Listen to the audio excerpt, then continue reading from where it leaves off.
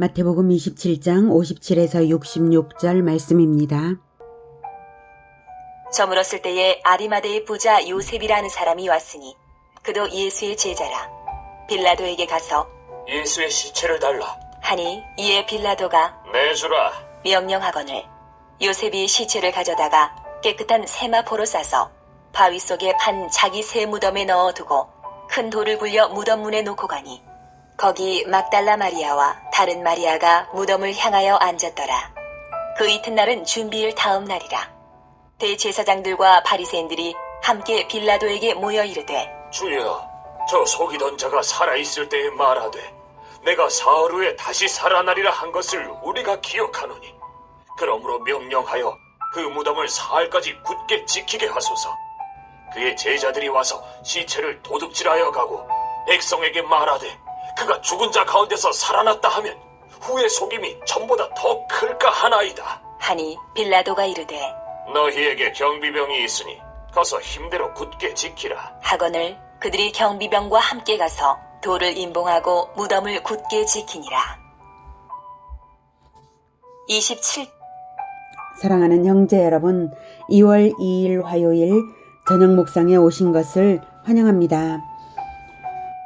예수님께서 모든 언약 백성들을 하나님께로 인도하시고자 유월절 양 잡는 시각에 영원한 유월절 희생양이 되셔서 십자가에서 자기 생명을 들이셨습니다. 하나님께서는 예수님의 영원한 제사를 받으셨다는 의미로 성소 휘장을 찢으심으로써 누구나 보혈을 들고 속죄소 앞에 나아갈 수 있음을 나타내셨습니다. 그리고 지진과 무덤들이 열리고 바위가 터져 자던 사람들이 나올 수 있게 하셨습니다. 자, 그런데요. 골고다 현장에서는 예수님의 장례가 시급합니다.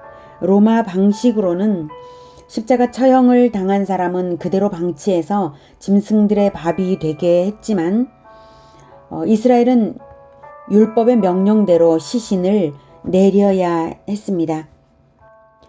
신명기 21장 22, 23절에는 사람이 만일 죽을 죄를 범함으로 네가 그를 죽여 나무 위에 달거든 그 시체를 나무 위에 밤새도록 두지 말고 그날에 장사하여 내 하나님 여호와께서 내게 기업으로 주시는 땅을 더럽히지 말라. 나무에 달린 자는 하나님께 저주를 받았음이니라.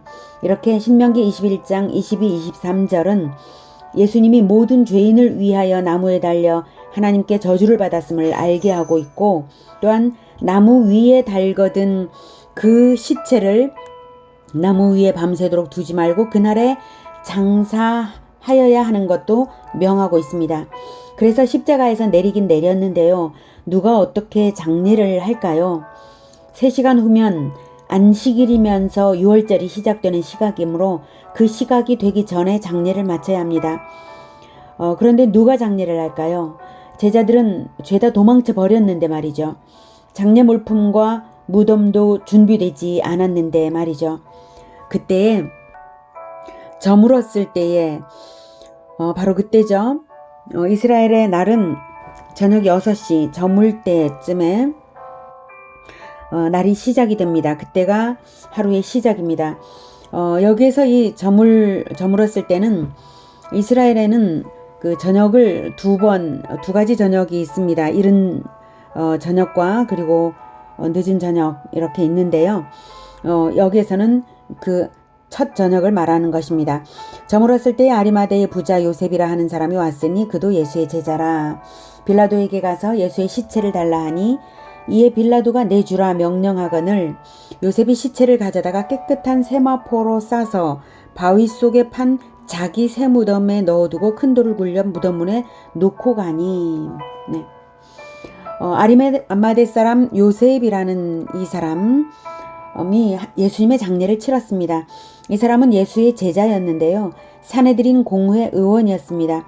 누가복음 23장 50에서 52절 공회 의원으로 선하고 의로운 요셉이라 하는 사람이 있으니 그들의 결의와 행사에 찬성하지 아니한 자라.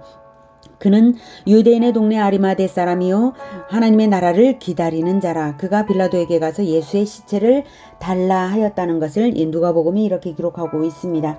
공회회원인데 그들이 사내들이니 예수님을 죽이자고 하는 그 결의와 행사에 찬성하지 않은 자죠. 네.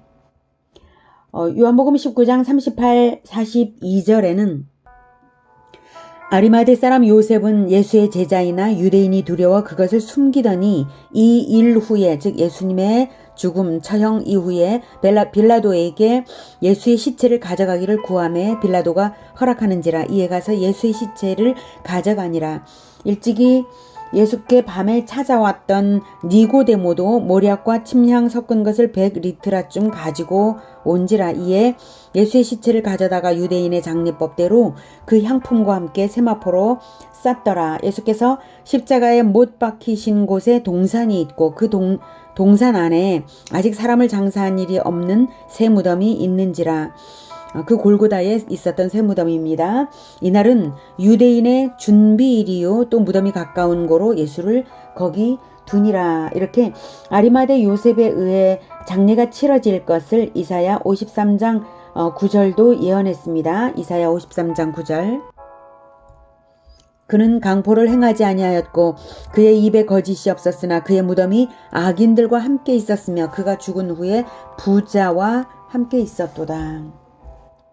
이렇게 아리마대 요셉과 니고데모는 둘 다 사내들인 공회 의원이었지만 예수님의 처형에 관계하지 않았고 제자들이 어떻게 할 수 없었던 장례를 두 사람이 함께 치른 것입니다.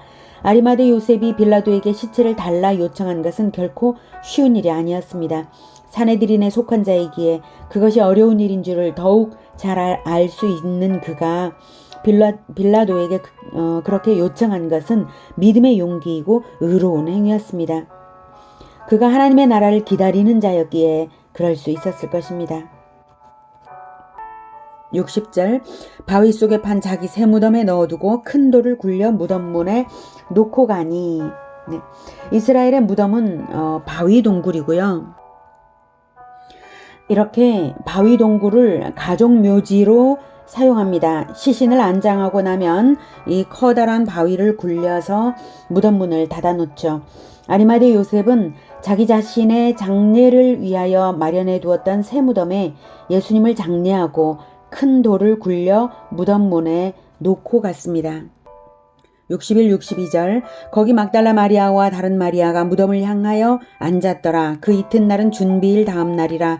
대제사장들과 바리새인들이 함께 빌라도에게 모여 이르되 막달라와 마리아와 다른 마리아가 무덤을 향하여 앉았던 이 시각은 이제 그 이튿날 즉 준비일 다음 날, 즉 안식일이면서 6월절로 넘어가는 시각이었습니다. 그러니까 저물었을 때죠. 이 여자들은 무덤을 봐두었다가 안식일이 지나면 곧 다시 와서 예수님의 시신에 향품을 더하여서 장례의 예도를 더하고자 하는 마음으로 거기 있었습니다. 그런데 바로 그 시각에 빌라도의 관정에는 또 다른 의도로 예수의 죽음에 대하여 모인 사람들이 있었습니다. 바로 대제사장들과 바리새인들이 함께 빌라도에게 모여서 말을 한 것이죠. 그들은 이 중요한 6월절에 지금 6월절이 바로 시작된 시각 아닙니까? 6월절 예식을 진행해야 할 그 중요한 때인데 이방인인 빌라도에게 말하려고 모인 것입니다. 대제사장들과 바리새인들이 하나님께 올려드릴 6월절 예식조차 내버려두고 모여서 말을 하기를 주여 저 속이던 자가 예수님을 지칭하는 것입니다. 속이던 자가 살아있을 때에 말하되 내가 사흘 후에 다시 살아나리라 하는 것을 우리가 기억하노니 그러므로 명령하여 그 무덤을 사흘까지 굳게 지키게 하소서. 세상에 이 제자들조차 기억하지 않던 예수님의 말씀을 부활에 관한 말씀을 이 사람들이 기억을 했어요. 네, 격언에 미움은 사랑보다 날카로운 통찰력을 가지고 있다는 게 있는데 정말 그 말이 맞는 것 같습니다. 그들은 예수를 죽이도록 미워했기에 그 말을 기억했습니다. 사흘 만에 살아나리라. 그들은 그래서 그들은 예수를 죽이면서도 정말로 부활을 할까봐 얼마나 두려워했을까요?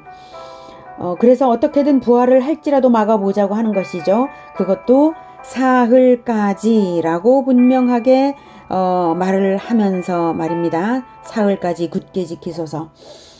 그의 제자들이 와서 시체를 도둑질하여 가고 백성에게 말하되 그가 죽은 자 가운데서 살아났다 하면 후에 속임이 전보다 더 클까 하나이다. 물론 이 말은 거짓말입니다.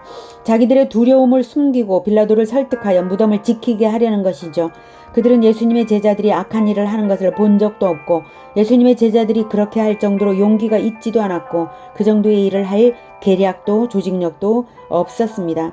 다만 만에 하나 예언대로 부활을 한다면 그때 일어날지도 모를 대중적인 거사가 그들은 두려웠던 것이죠. 65절 빌라도가 이르되 너희에게 경비병이 있으니 가서 힘대로 굳게 지키라. 대부분의 학자들은 이 말을 직설법이 아닌 현재 명령법으로 봅니다. 즉 경비병을 내어줄 테니 너희가 지키라 라고 한 것입니다. 그래서 무덤을 지킨 것은 로마 병사들입니다. 그들이 경비병과 함께 가서 돌을 인봉하고 무덤을 굳게 지키니라.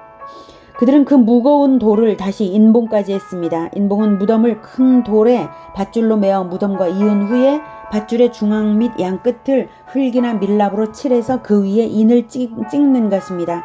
그리고 굳게 지켰습니다. 이렇게 인봉을 한 것은 결국 부활로 인해 열린 무덤문이 부활의 명백한 증거가 되었을 뿐 부활을 막을 수도 그들이 인봉할 수도 없었던 것이 사실입니다. 예수님의 죽음은 하나님의 섭리로서 정확한 날, 정확한 시각에 완전히 준비되어 있었습니다. 모든 것이 예언대로 한치 오차도 없이 진행되었습니다. 가까운 새 무덤도 준비되었고 장례도 준비되었고 부활의 증인이 될 사람들도 다 준비되어 있었습니다.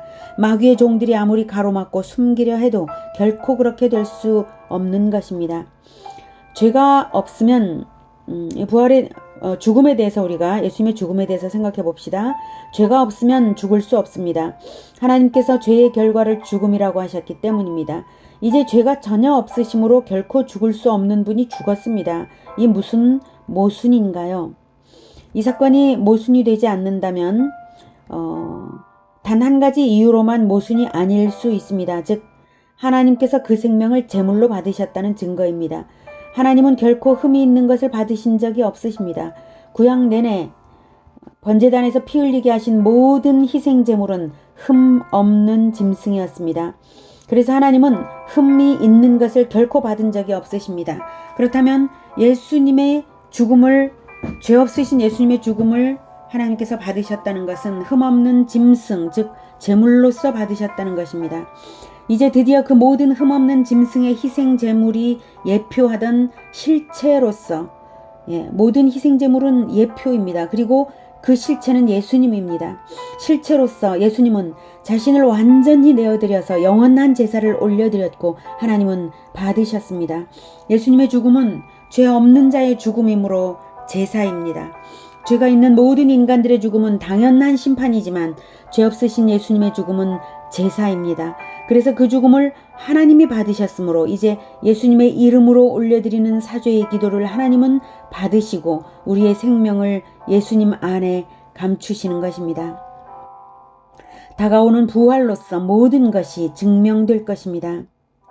하나님은 죄인인 우리를 구원하시기 위해 완전한 계획과 섭리로서 일하셨습니다. 우리가 하나님 앞에서 할 일은 단 한 가지입니다.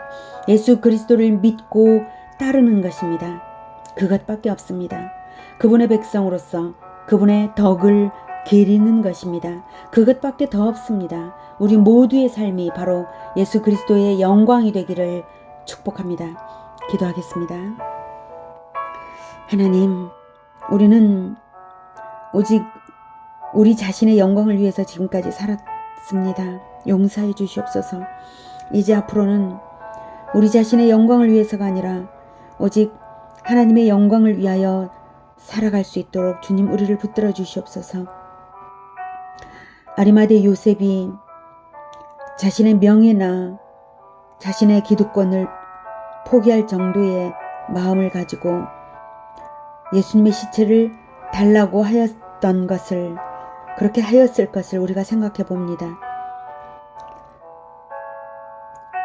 우리가 가진 것이 적든 많든 작든 크든 내어드려서, 그리고 또한 우리 자신에게 돌아올 어떤 욕까지도 내어드려서 하나님의 영광을 위하여, 예수 그리스도의 덕을 선포함을 위하여 살아갈 수 있게 주님 도와주시옵소서.